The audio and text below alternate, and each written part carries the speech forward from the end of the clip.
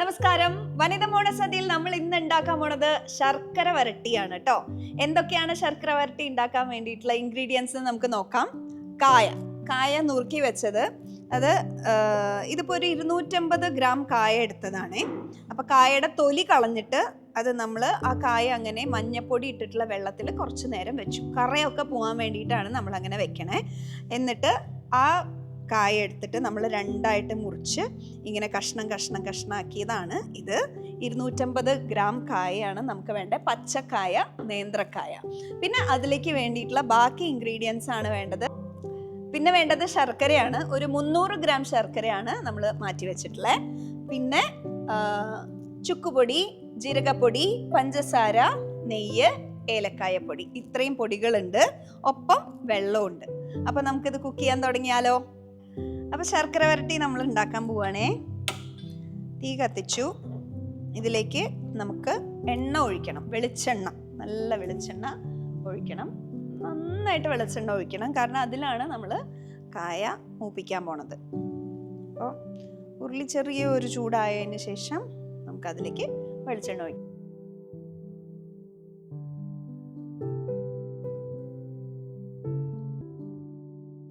വെളിച്ചെണ്ണ ഒഴിക്കുകയാണേ. വെളിച്ചെണ്ണ ഒഴിക്കുമ്പോൾ നല്ലോണം ഒഴിക്കുന്നുണ്ട് കേട്ടോ.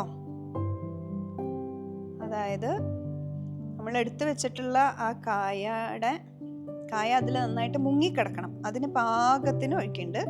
ഉരുളിയിൽ നല്ലോണം എല്ലായിടത്തേക്ക് എത്തണ പോലെ ഉരുളിയുടെ ഒരു 1/4 ഭാഗത്തോളം വെളിച്ചെണ്ണ ഒഴിക്കുകയാണ് കേട്ടോ. ഇനി വെളിച്ചെണ്ണ ഒന്ന് മൂപ്പായിട്ട് വരട്ടെ. അപ്പം നമ്മുടെ എണ്ണ നന്നായിട്ട് മൂത്ത് വന്നിട്ടുണ്ട്. അതിലേക്ക് നമ്മൾ ഈ കായ നുറുക്കിയത് ഇടുകയാണ് കേട്ടോ. ഒന്ന് സൂക്ഷിച്ചിടാം. എല്ലാ സ്ഥലത്തേക്ക് ആവണ പോലെ കഷ്ണങ്ങൾ ഇടാം. മുകളിൽ പിടിക്കാത്ത രീതിയിൽ ഇടാൻ വേണ്ടിയിട്ട് നോക്കാം.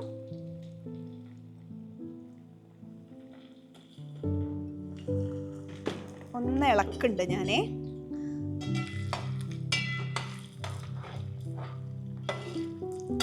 അടി പിടിക്കാതിരിക്കാൻ വേണ്ടിയിട്ട് ഒന്ന് ഇളക്കുണ്ട്. ഇളക്കിയിട്ട് ഒരു 10-20 മിനിറ്റ് വേണം നമുക്ക് ഇതൊന്ന് മൂപ്പായിട്ട് വരാൻ. ഈ കായ ഒന്ന് മൂപ്പായിട്ട് വരാൻ 10-20 മിനിറ്റ് വേണം. അപ്പം അതുവരെ ഒന്ന് വെയിറ്റ് ചെയ്യാം. വെളിച്ചെണ്ണ വേണമെങ്കിൽ ഒരു സ്വല്പം കൂടി നമുക്ക് ഒഴിക്കാം.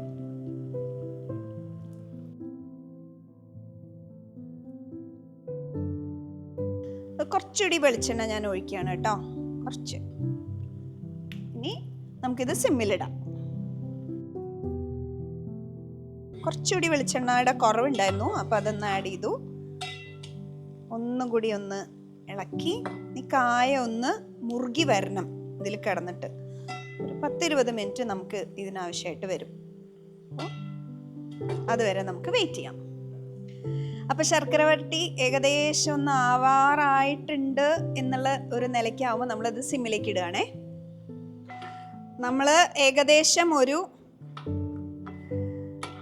അരമണിക്കൂറിൽ കൂടുതലാണ് കേട്ടോ ഈ ശർക്കര വരട്ടിക്ക് വേണ്ടിയിട്ടുള്ള നേന്ത്രക്കായ നമ്മൾ എണ്ണയിൽ ഇങ്ങനെ വളരെ ലോ ഫ്ലെയിമിൽ ഇട്ടിട്ട് അതിനെ ഒന്ന് മൂപ്പാക്കി എടുത്തത്. എന്നുണ്ടെങ്കിൽ നമ്മൾ എന്ത് ചെയ്യും എന്ന് വെച്ചാൽ ഒരു കഷ്ണം എടുത്തിട്ട് നമുക്കൊന്ന് നോക്കാം എന്തായി എന്നുള്ളതൊന്ന് നോക്കാം. നല്ല ചൂടാണ്.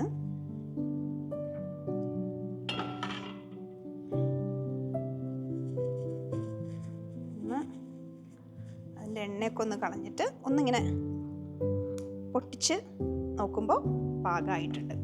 ആ കറക്റ്റ് മൂപ്പാണ്. ഞാൻ തീ ഓഫ് ചെയ്യണേ.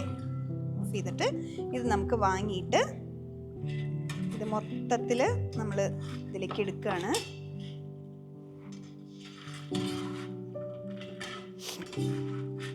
എല്ലാ കായയും കൂടി എണ്ണ കളയാൻ പാകത്തിന് നമ്മൾ ഇതിലേക്ക് ആക്കിയെടുക്കുകയാണ് കേട്ടോ.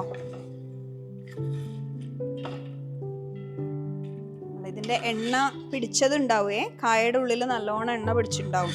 അപ്പം അതും ഒന്ന് പോണല്ലോ. അപ്പോൾ ഒന്ന് നമുക്ക് വാരാൻ വേണ്ടിയിട്ട് വെക്കണം. ഈ അരമണിക്കൂറും നമ്മൾ ഈ കായനെ ഒന്ന് മൂപ്പാക്കി എടുത്തത് സിമ്മിലിട്ടിട്ടാണേ, ഫ്ലെയിം കൂട്ടിയിട്ടേ ഇല്ല. ഇതിൻ്റെ ഒരു മുറുക്കം എന്ന് പറയണതാണ് ശർക്കര ഉപ്പേരിയുടെ ഏറ്റവും വലിയൊരു പ്രത്യേകത. കായ എത്രത്തോളം മുറുകുന്നോ അത്രയും നല്ലതാ. എന്ന് വെച്ചാൽ കരിഞ്ഞു പോകാനും പാടില്ല കേട്ടോ, അതും ശ്രദ്ധിക്കണേ.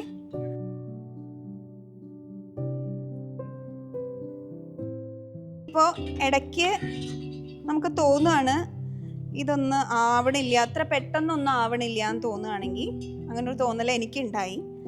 അപ്പോൾ ഞാനത് കുറച്ച് നേരം ഒന്നൊരു മീഡിയം ഫ്ലെയിമിലേക്ക് ഇട്ടു, എന്നിട്ട് വീണ്ടും സിമ്മിലേക്ക് ഇട്ടു. അങ്ങനെയാണ് ഇതിനെ ഒന്ന് നല്ല മൂപ്പാക്കി നല്ല മുരുമുരു എന്നുള്ള കായാക്കി എടുത്തതേ.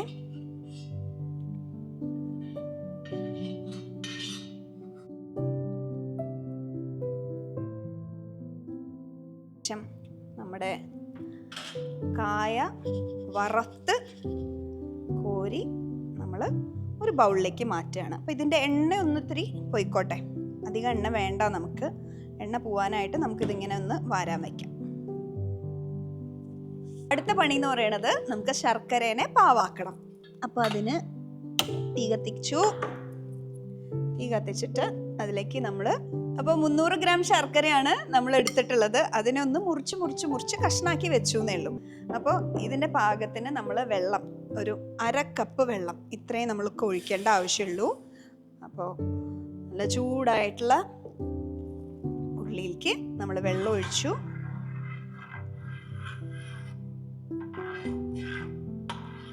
വെള്ളം ഒഴിച്ചിട്ട് നമ്മൾ അതിലേക്ക് ഈ ശർക്കര ആഡ് ചെയ്യണം കേട്ടോ. ആഡ് ചെയ്തിട്ട് നന്നായി ഇളക്കണം. പാവ് നല്ല പോലെ പാകമായിട്ട് വരാൻ കുറച്ച് സമയം എടുക്കും. അതുവരെ നമുക്ക് ഈ ശർക്കരേനെ ഒന്ന് ഉരുകാൻ സമ്മതിക്കാം. അപ്പം നമ്മുടെ പാവ് ഇങ്ങനെ കുറച്ചൊക്കെ ആയിട്ടുണ്ട്. ഞാനൊന്ന് സിമ്മിലിട്ടു. ഇനി ഇതിലേക്ക് നമ്മൾ ഓരോ പൊടികളായിട്ട് ആഡ് ചെയ്യാണ് കേട്ടോ. ചുക്കുപൊടി, അതുപോലെ ജീരകത്തിൻ്റെ പൊടി എല്ലാം കുറച്ച് ആഡ് ചെയ്യണു. അതുപോലെ ഏലക്കായപ്പൊടി. ഈ പൊടികളാണ് ഇതിൻ്റെ മണം, ഇതിൻ്റെ ഹൈലൈറ്റ്. കുറച്ചൊരു പഞ്ചസാരയും കൂടി, ഒരു 1/4 സ്പൂൺ പഞ്ചസാരയും കൂടി ഇട്ടിട്ട് ഞാൻ ഒന്നും കൂടി ഇതിനെല്ലാം കൂടി ഒന്ന് ചേർത്ത് ഞാൻ ഇളക്കുകയാണ്. ഒന്ന് എല്ലായിടത്തും ഒന്ന് മിക്സായി എന്തൊരു നല്ല മണാണേ. അത് ഇളകി ഞാനിങ്ങനെ മിക്സ് ചെയ്തുകൊണ്ടിരിക്കുകയാണ്. ഒന്ന് തീ കൂട്ടുണ്ട്, ചെറുതായിട്ടൊന്ന് തീ കൂട്ടുണ്ട്. നമുക്കിങ്ങനെ നൂല് പോലെ വരണം കേട്ടോ ഇത്. അപ്പോഴാണ് അതിൻ്റെ ഒരു പാകം. പാവ് പാകമായോന്ന് അങ്ങനെയാണ് നമുക്കറിയാം. അങ്ങനെ ഇത് ഓൾമോസ്റ്റ് ഇതായിട്ടുണ്ട്. സിമ്മിലിടുകയാണേ. സിമ്മിലിട്ടിട്ട് നമ്മളിതാ ഉപ്പേരി മാറ്റി വെച്ച ഉപ്പേരി ഇതിലേക്ക് ചേർക്കണം. ഉപ്പേരി ഇതിലേക്ക് ചേർത്ത് വെച്ച് നമ്മൾ നല്ലതുപോലെ ഇളക്കാം. ഇളക്കി ഇതിൽ ആ കായയുടെ കഷ്ണത്തിൽ ഇത് മൊത്തം പിടിക്കണം ഒരു പരുവത്തിലേക്ക് നമ്മളിതിനെ ഇളക്കി ചേർക്കണം. നല്ല പണിയാണ്. ഇതൊന്ന് മിക്സായി അതിന് ബ്ലെൻഡായി ഒക്കെ വരാൻ നല്ല പണിയാണ് കേട്ടോ. ഞാൻ തീയൊന്ന് കൂട്ടുകയാണേ. അപ്പോഴാണ് ഇതൊന്ന് പാവൊന്ന് വറ്റവും കൂടി വേണ്ടേ, കുറച്ചും കൂടി വറ്റി ഇതിലേക്ക് പിടിക്കണമല്ലോ.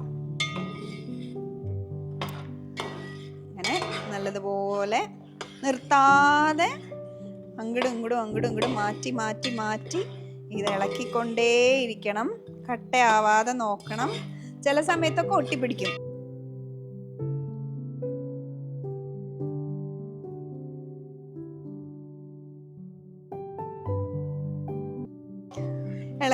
ഇളക്കി കൈയൊരു പരിവായിട്ടോ. അതങ്ങനെ തന്നെ ഇളക്കണം എന്നാണ്, ഇതിൻ്റെ ഒട്ടിപ്പിടിക്കാത്ത രീതിയിൽ ഇളക്കണം എന്നാണ്. അപ്പം ഇതൊന്ന് നല്ലതുപോലെ ആയിട്ട് തീയായിട്ട് ഞാനിത് ഓഫ് ചെയ്യണേ. ഇനി നമുക്കിതിനെ ഒന്ന് തണുക്കാൻ വെക്കണം. ഓക്കെ, അപ്പൊ പാവ് ഇത്രയും അങ്ങോട്ട് വെയിറ്റ് ചെയ്യണ്ട കേട്ടോ പാവ് ആവാനായിട്ട്.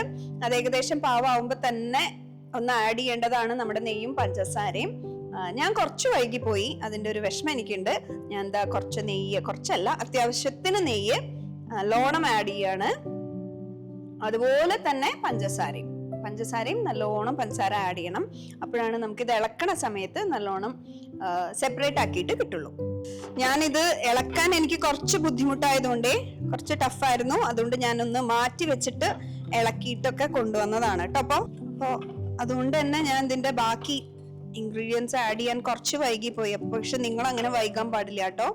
വൈകി പോയാലും നല്ല മുറുക്കത്തോട് കൂടിയിട്ട് നമുക്ക് നമ്മുടെ ശർക്കര ഉപ്പേരി കിട്ടിയിട്ടുണ്ട്. ഇനി ഇതൊന്ന് ടേസ്റ്റ് ചെയ്ത് നോക്കാം.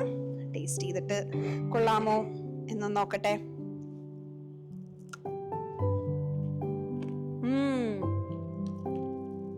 ഉപ്പായുണ്ട്, നല്ല രുചിയുണ്ട്. ഒന്നുകൂടി ഇറക്കി നമുക്കിത് തണുക്കാൻ വെച്ചിട്ട് ആവശ്യത്തിനനുസരിച്ച് നമുക്ക് ഉപയോഗിക്കാം. അങ്ങനെ നമ്മുടെ സൂപ്പർ ഡ്യൂപ്പർ ആയിട്ടുള്ള ശർക്കര ഉപ്പേരി റെഡി. നമ്മുടെ ശർക്കര ഉപ്പേരി ഉണ്ടല്ലോ, ഒരു മണിക്കൂറോളം നമ്മള് മാറ്റി വെച്ചു കേട്ടോ. ഒന്ന് തണുക്കാനായിട്ടൊക്കെ മാറ്റി വെച്ചു. അങ്ങനെ റെഡി ആയിട്ടാണ് ഇതിരിക്കണേ. ഇനി ഇതൊന്ന് ഞാൻ ടേസ്റ്റ് ചെയ്ത് നോക്കട്ടെ എത്രത്തോളം ടേസ്റ്റ് ഉണ്ട് എന്നുള്ളത്.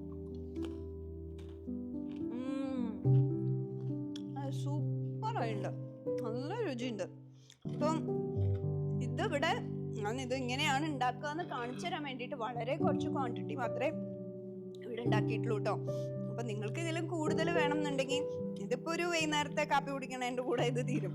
അപ്പൊ ഇതിലും കൂടുതൽ വേണമെന്നുണ്ടെങ്കിൽ അതിനനുസരിച്ച് അളവെടുക്കുക, കായ അതിനനുസരിച്ച് കൂട്ടിയെടുക്കുക, ശർക്കര അതിനനുസരിച്ച് കൂട്ടിയെടുക്കുക, എന്നിട്ട് പ്രിപ്പയർ ചെയ്യാം. പിന്നെ ഇതിലുള്ള പൊടികൾ ഒക്കെ ഉണ്ടല്ലോ, അതും നല്ല ടേസ്റ്റിയാണേ. നമുക്ക് കഴിക്കാൻ പറ്റും. ശർക്കര ഉപ്പേരിയുടെ കൂടെ തന്നെ ആ പൊടികളും ചേർത്തിട്ട് നമുക്ക് കഴിക്കാം. നിങ്ങൾ ട്രൈ ചെയ്ത് നോക്കൂ ശർക്കര ഉപ്പേരി ഉണ്ടാക്കാനായിട്ട്. ഇത്തവണത്തെ ഓണം നമുക്ക് വനിതത്തിനോടൊപ്പം നല്ല ഗംഭീരമായിട്ട് ആഘോഷിക്കാം.